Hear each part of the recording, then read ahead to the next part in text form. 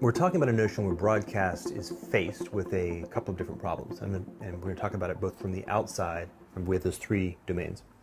So, from one perspective, broadcast has limitations in its capacity to perceive and respond to reality.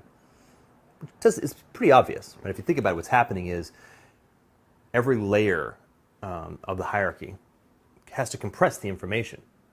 If you were out in the field seeing what's going on with, say, the rainforest insects, and you're reporting it up to somebody who's at a think tank, who's reporting it up to a policymaker, who's reporting it up to a legislative decision maker, they're having to simplify a lot to go up the chain, right? So you're losing an enormous amount of information, which means that you can only do so much. It's kind of like if you imagine, remember those, like in the 80s, they had those glass spheres that if you touch them, lightning bolts would touch your fingers. So the sphere is the whole thing, and the broadcast modality is one of those lightning bolts. So it kind of like maneuvers around the sphere, but it can only handle that much, and that's not a lot. And that's just the nature of the structure. Right? Just a structure that has that kind of geometry to it can only perceive a certain fraction from the bottom to the top. And then, by the way, the same thing happens the other way down.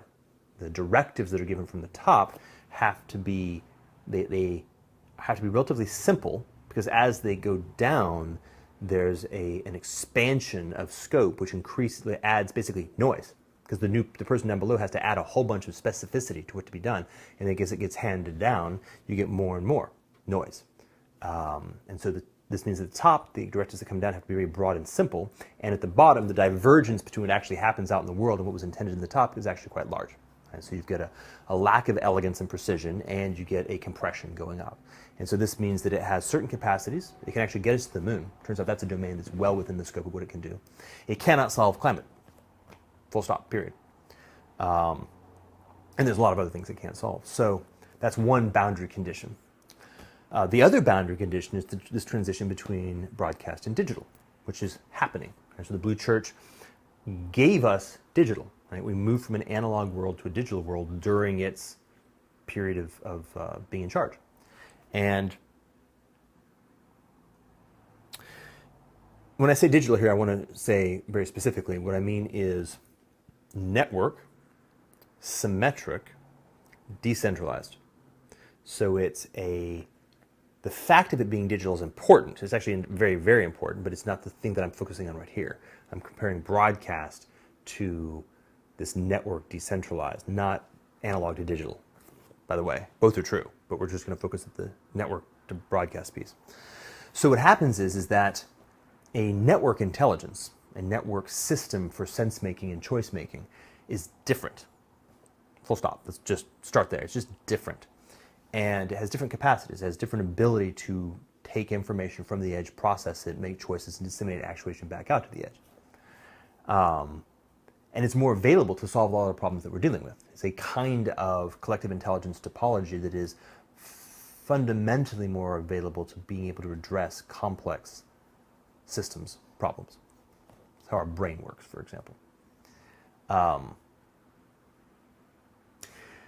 But to use kind of a developmental metaphor, if the Blue Church is a really, really sophisticated, developed, and mature aging boxer, the new digital collective sense making is a 4-year-old.